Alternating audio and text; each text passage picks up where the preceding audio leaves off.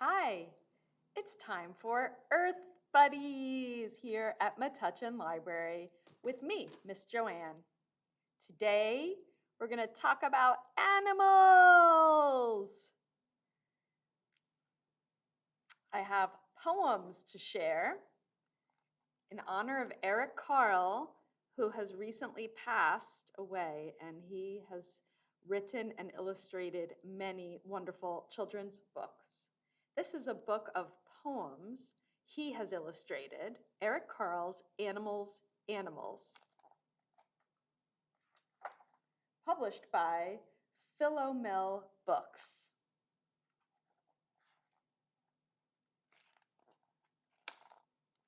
I throw myself to the left. I turn myself to the right. I am the fish who glides in the water, who glides, who twists himself, who leaps. Everything lives, everything dances, everything sings. This is an African pygmy poem. I just love that picture. Look at that gigantic tail. Wow.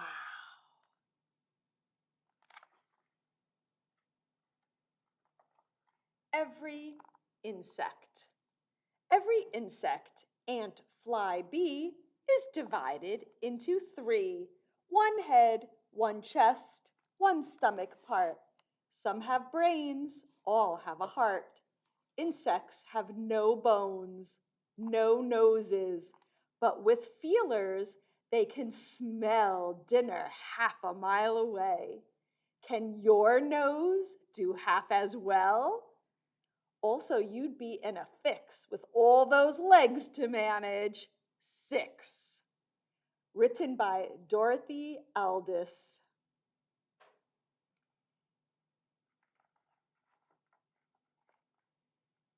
M was once a little mouse. Mousy, bousy, sousy, mousy, in the housey, little mouse. Edward Lear. The birthday cow. Happy Moo Day to you. Happy Moo Day to you. Happy Moo Day, dear you day. Happy Moo Day to you. By Eve Merriam. Baby chick. Peck, peck, peck. On the warm brown egg. Out comes a neck. Out comes a leg. How does a chick who's not been about discover the trick of how to get out? By Aileen Fisher. The elephant.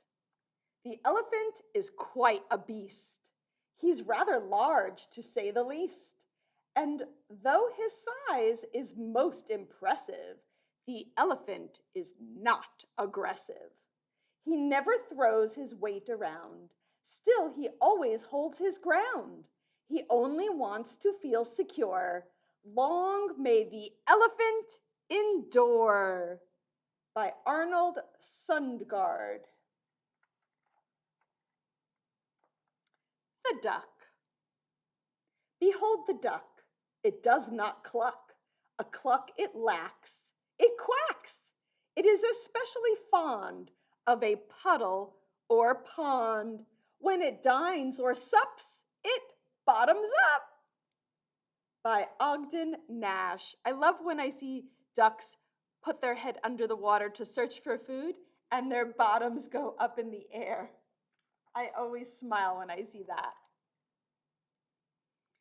5 little owls in the old elm tree, fluffy and puffy as owls could be, blinking and winking with big round eyes at the big round moon that hung in the skies.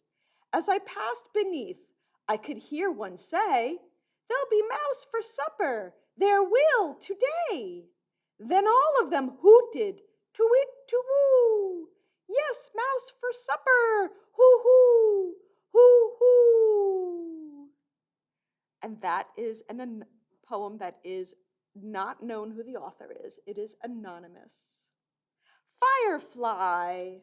A little light is going by, is going up to see the sky. A little light with wings. I never could have thought of it, to have a little bug all lit and made to go on wings. Elizabeth Maddox Roberts.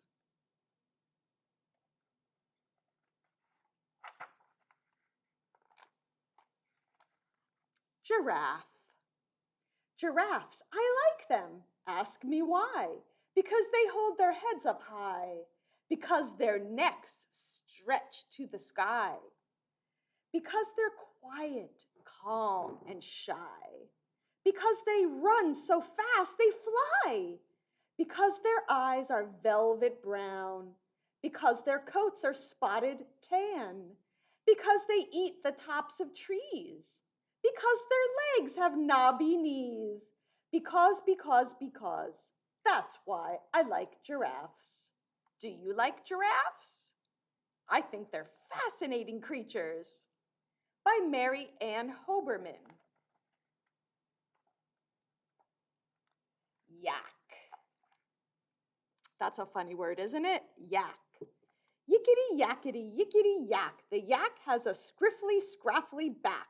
Some yaks are brown yaks and some yaks are black. Yickety yackety yickety yak. Snigglety snaglety snigglety snag. The yak is all covered with shigglety shag. He walks with a zigglety zaglety zag. Snigglety snaglety snigglety snag. I love all the wordplay in that poem. Written by Jack Prelutsky.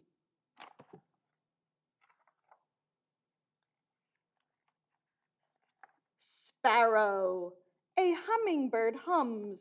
A jay finds fighting pretty exciting and licks every bird in sight.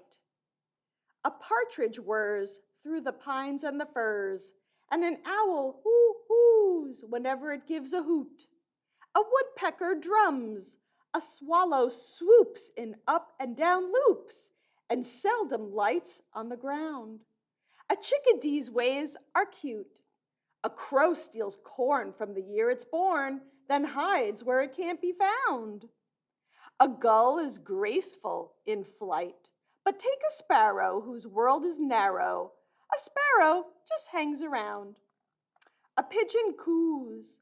A sparrow, though, doesn't come and go. A sparrow just hangs around. By K. Starbird.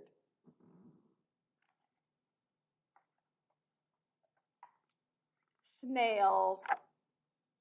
Snail upon the wall, have you got at all anything to tell about your shell? Only this, my child, when the wind is wild, or when the sun is hot, it's all I've got. By John Drinkwater. Look at the beautiful end paper design that Eric Carle has included in the front and back of this book. I love all those colors. I hope you enjoyed the many poems that different authors have written, and Eric Carle illustrated all of the pages in this book. I invite you to come to the library and search our nonfiction collection for books about animals that you are interested in this summer. Here are just a few. Tree frogs, coyotes, and pandas. I really love pandas, and this book by Eric Carle inspired me to read about pandas and write my own panda poem. So what I did is first I read the book, and then I made notes on a piece of paper about panda facts that I learned in this book that I knew I would want to include in my poem. Then when I was done reading my poem a few times and fixing it up, that means crossing things out and making it better, which good writers do. I then took a piece of paper and wrote that poem that I had created. It's called Panda. You can write an animal poem after you've read about your favorite animal too. It doesn't have to rhyme. In my poem, some of the words do. Looking so cute in my black and white suit, bamboo is a tasty treat. A day without it is incomplete. I have a thumb, just like you. It helps me eat my bamboo. The mountains in China are my home. Here is where I like to roam. Climbing, big and strong, Forests are where I belong. So I encourage you to become a poet. Read about your favorite animal and create a poem of your own. Thank you for joining me for Earth Buddies. See you next time. Bye-bye.